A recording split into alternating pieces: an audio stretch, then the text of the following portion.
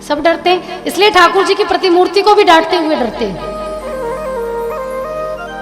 लेकिन भागवत जी में एक गोपी प्रसंग आता है, जहां गोपियां एक बार ठाकुर जी को ये कहती हैं कि तुम्हारे लिए अगर नरक भी भोगना पड़े तो वो भी भुगतने के लिए तैयार है। तुम्हारे लिए अगर यमराज के डंडे भी खाने पड़े तो वो भी खाएंगे, लेकिन तुम मिल जाओ। ये संभव है तो हमें वहीं लेकर जाओ जहां तुम जाओ। और सबसे ज्यादा, गोपियों से ज्यादा कभी किसी ने ठाकुर जी को पाया ही नहीं। ना राधा ने पाया, न ब्रजवालों ने पाया, न ब्रज की भूमि ने पाया, न यशोदा ने पाया, न नंद बाबा ने पाया। वो गोपियां जो 125 वर्ष तक राह देखती रही कृष्ण की, लेकिन फिर भी कृष्ण नहीं मिले। बस आस थी, एक लगाव था, एक प्रेम। प्रेम वही है जिसमें देने का भाव हो, लेने की कोई आशा ना हो। और वही प्रेम आप ठाकुर जी को देते रहिए। कभी मांगे मत। और देखिए, भक्तों को कभी मांगने की जरूरत नहीं पड़ती, वो अपने आप जान लेते हैं। बस एक बार राह चुनने की आवश्यकता है, केवल एक बार। आप एक पहली सीढ़ी भक्ति की बढ़ाई हो तो देखिए कैसे आपके सामने ठाकुर जी 10 हाथ ना रख दें। बस ये विश्वास बनाए रखिए। कमाई वास्तव में किसे कहते हैं? कमाई का अर्थ ये नहीं है कि 2-2 हजार के नोट कमा लो, 500-500 के नोट कमा लो, इस पर गांधी छपा हो। कमाई तो उसे ही कहते हैं, धन से ही लिया जाता है कमाई को। लेकिन वास्तव में कमाई का तात्पर्य ये नहीं है। कमाई का तात्पर्य आपकी धन दौलत बिल्कुल भी कतई नहीं है।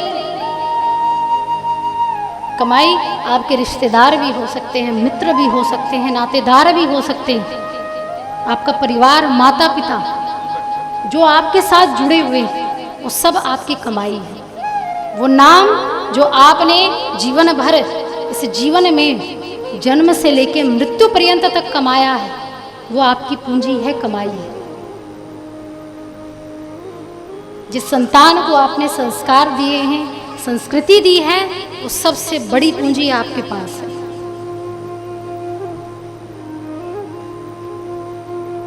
तो मैं आशा या आप सभी से यही रखूंगी कि जब भी आप बाहर जाए या सांसारिक जीवन में, इस भंवर में रहें, वहां रहिए। ग्रस्त जीवन कोई बुरा नहीं है, धन कमाना बुरा नहीं है। अगर बुरा होता तो ठाकुर जी इस पृथ्वी पर जन्म ना देते, ये मनुष्य देह ना देते।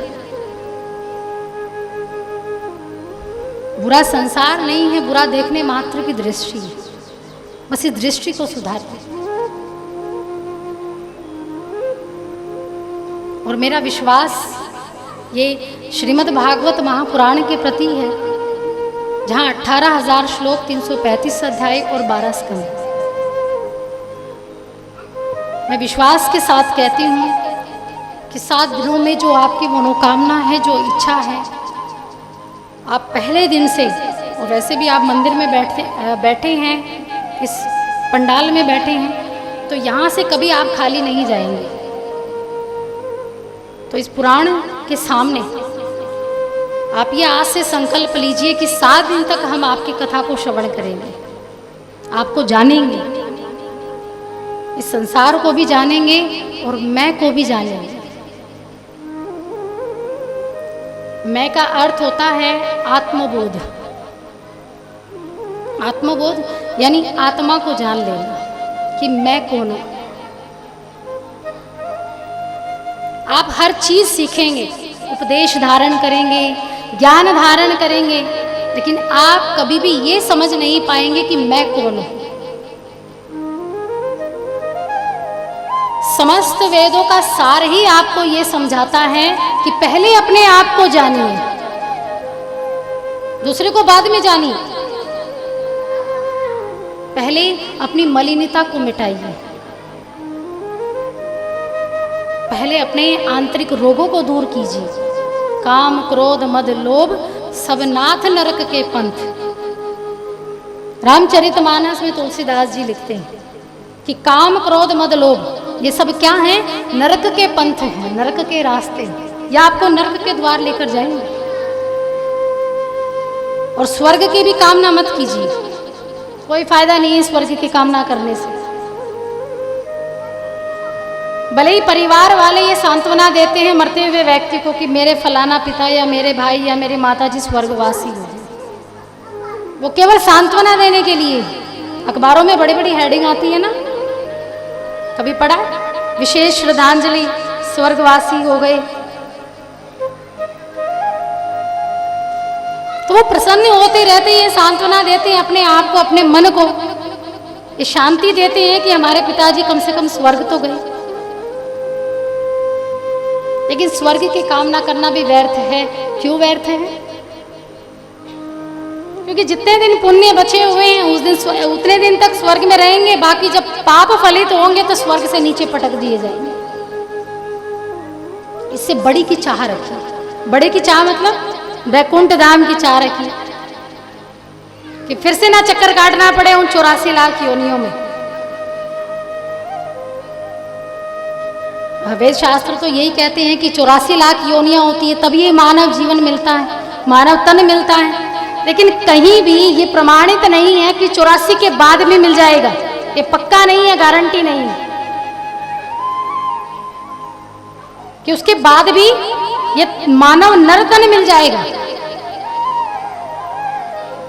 कोई गारंटी नहीं देगा, ना जीने की ना मरने की। कोई आइडेंटिटी कार्ड अपने गले में लटका कर नहीं आता। कब, कैसे, क्यों और कहां, ये 4 चीजें तय होती हैं हर मनुष्य की। पद्म पुराण ने बड़ी सुंदर महिमा गाई है श्रीमद् भागवत महापुराण की, जो श्रीमद् भागवत महापुराण के महात्म को दर्शाता है, उसकी महिमा को, उसके गुणों का बखान करता है। एक विशेष बात ध्यान रखिएगा, 4 चीजों से आपका कल्याण हो सकता है इस कलयुग में। केवल 4 चीजें हैं जो आपका हमेशा साथ देंगी। अगर इनका दामन आपने थाम कर रखा है, अगर इनके साथ आप चले हैं, इन 4 चीजों का सहयोग आपने प्राप्त किया है, तो आप कभी नहीं हार सकते, न मन से, न क्रम से और न वचन से। कौन कौन सी 4 चीजें? पहला है गुण, दूसरा है रूप, तीसरा है लीला और चौथा है धाम। रूप, सबसे पहले रूप का, स्वरूप का वर्णन मैं आपके सामने करूंगी। जो श्रीमद् भागवत के स्वरूपों का ईश्वर गॉड, वो करते क्या हैं, कौन है, उसका इस संसार में अस्तित्व क्या है, वास्तव में उसे क्या कहकर पुकारते हैं। तो पद्म पुराण का प्रथम श्लोक जो श्रीमद् भागवत की शुरुआत करता है, सच्चिदानंद रूपाय विश्वोदिपत्यादि हेतवे तापत्रे विनाशाय श्रीकृष्णाय वयं नमः। श्रीकृष्णाय वयं नमः। भगवान के स्वरूप का वर्णन किया गया है कि जिस महाप्रभु को, जिस भगवान को हम प्राप्त करने हेतु अनेक प्रयत्न करते रहते हैं, मेहनत करते रहते हैं, आयोजन करते हैं, तो उनका विशेष महत्व क्या है, प्रयोजन क्या है, उनका वास्तविक स्वरूप क्या है, क्या कहकर वेद शास्त्रों ने भगवान को पुकारा है। सच्चिदानंद रूपाय, सच्चिदानंद 3 शब्दों के मेल से मिलकर बना है, सत्य, चिद्ध और आनंद। पहला है सत्य। किसी भी वेद पुराण या महापुराण का जब आपके सामने वाचन किया जाता है तो सत्य स्वरूप कहकर पुकारा जाता है। चाहे भागवत हो, वहां देवताओं ने भी जब भगवान ने अवतार लिया तो सत्य सत्य कहकर पुकारा। रामचरितमानस में जब भगवान ने, श्री राम ने जन्म लिया, तब भी सत्य सत्य कहकर पुकारा। सत्य का अर्थ क्या है? हम हमेशा से सुनते आए हैं, माँ बाप भी ये कहते हैं कि बेटा सदा सत्य बोलना चाहिए। हम भी अपने बच्चों को सिखाते हैं कि झूठ नहीं बोलना चाहिए, झूठ का सहारा नहीं लेना चाहिए, ये गलत बात है। लेकिन उस समय समझ नहीं पाए कि सत्य वास्तव में है क्या, क्यों बार बार ये कहा जाता है। लेकिन आज जब पढ़ा, जब अध्ययन किया, तब समझ में आया कि वो सत्य परमात्मा है। उस परमात्मा के अगर अधीन होना है तो आपको सदा सत्य का सहारा लेना पड़ेगा।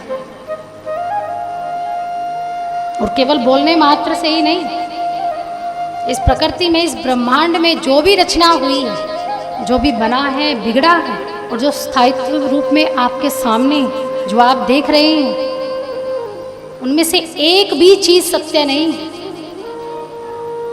सब परिवर्तनशील है, अपरिवर्तनीय है, बदलने योग्य नहीं है, तो वो केवल परमात्मा है। बाकी सब नश्वर है, सब खत्म होने वाला है।